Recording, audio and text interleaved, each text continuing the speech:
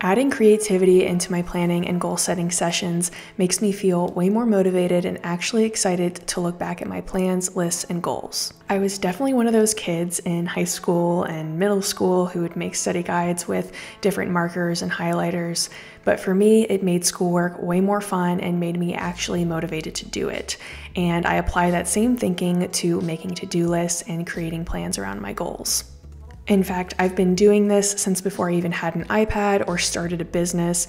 I would get excited to sit down and have some time to reflect on my goals and get to be creative at the same time. Now, I know some people might think that spending time making a planner or bullet journal spread look a certain way is a waste of time, and I've definitely gotten my fair share of those comments before. But to me, planning is more about slowing down, taking a little extra time to be mindful about the upcoming day, week, or month. It gives me time at night or first thing in the morning to clear my head and write down the things that I want to get done in order to continue moving in the direction I want to go. And adding in a creative element in there makes it the perfect relaxing activity for me.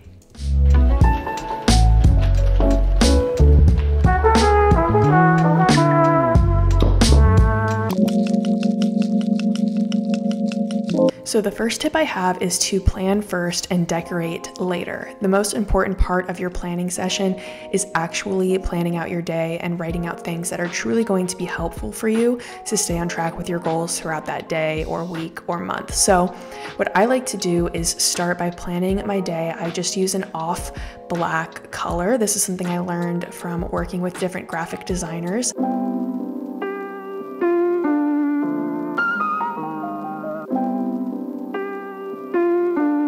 Is to never use pure black because it can be a little bit too harsh. So I always use like a very, very dark gray. And I feel like it just makes it overall look a little bit more easy on the eyes. So I like to plan out my full day, and then if I have time, I'll go back in and add those different elements that make it pleasing. But the most important part is that you actually create a plan for yourself that you're going to use and find really useful. The next thing you're going to want to do is pick your colors. I recommend picking around 2 to 3 colors. I feel like any more than that just gets to be a little bit too crazy. I always try to pick either 2 complementary colors or 2 different hues of the same color.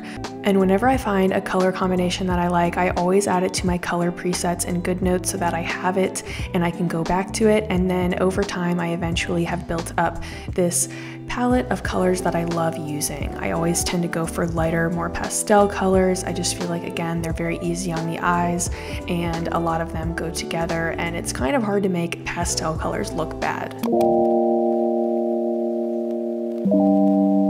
So once I've planned out my day and I've picked out a couple different colors that I want to use, I go in and I like to highlight and underline.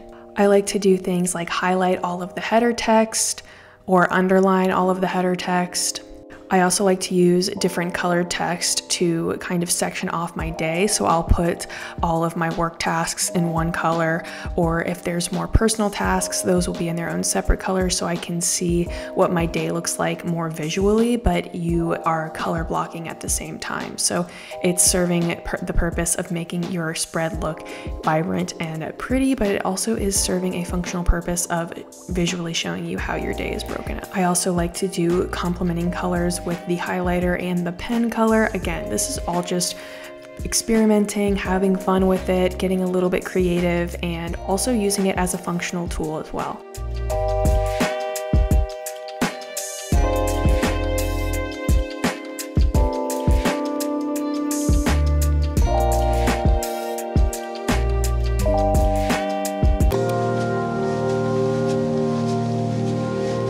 I love adding in different photos from Pinterest. I like adding quotes or just different graphic elements.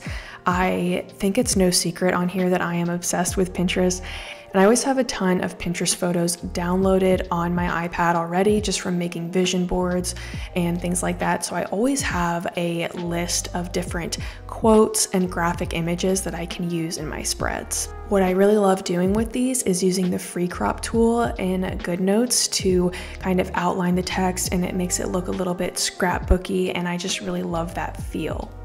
I think adding in these little photo and graphic elements is cute, and like I said, it's like a little scrapbook of how you're feeling that day, and whenever I look back, I always remember what quote I chose and why and how I was feeling that day, so it's kind of like a little diary journal thing as well, which I really like.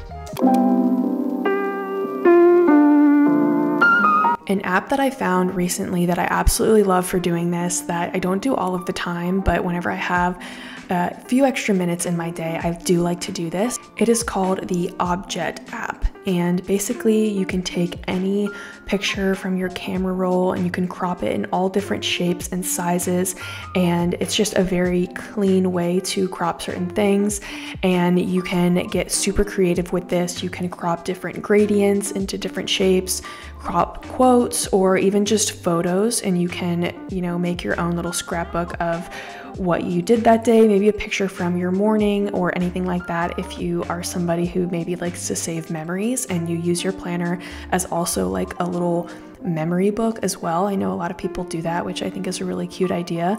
And yeah, this is just a great app that I found and I really, really love it.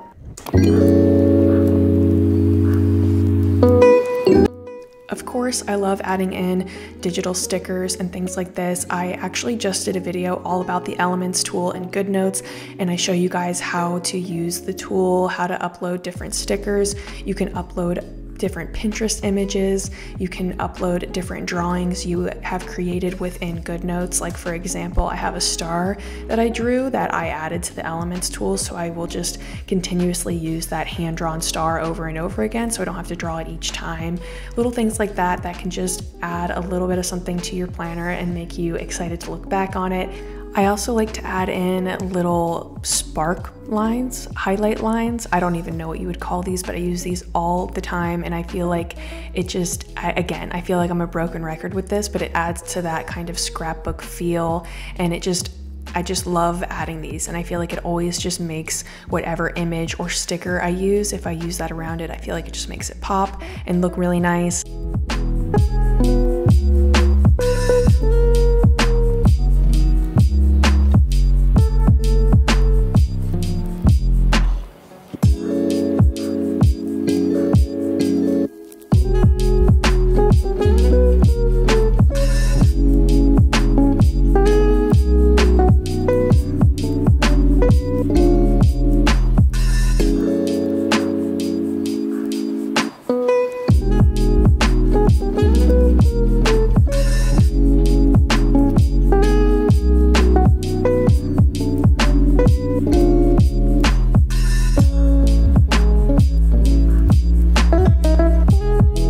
I figured I would end this video by just giving you guys some nice B-roll of some of my favorite spreads that I've done.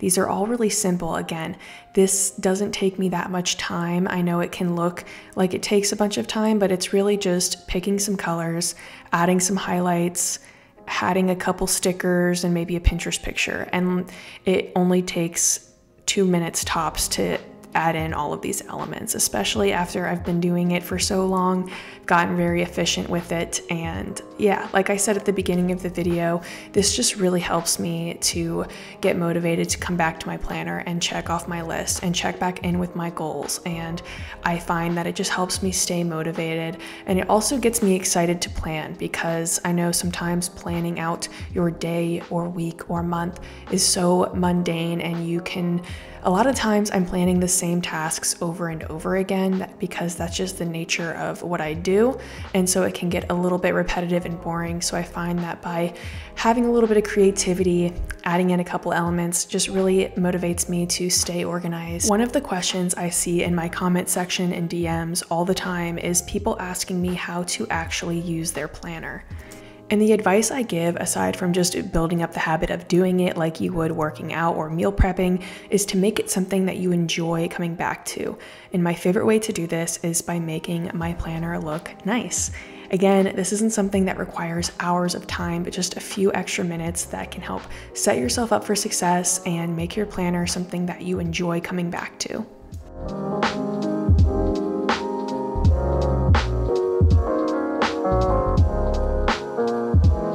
I hope hope you guys liked this video and found some of these tips helpful, and let me know in the comments below what your favorite way to add a little bit of flair to your planner spreads is. And let me know in the comments below if you guys are one of the people who likes to decorate their planner or if you just like to keep it simple. Let me know in the comments, and I'll see you guys in the next one. Bye guys.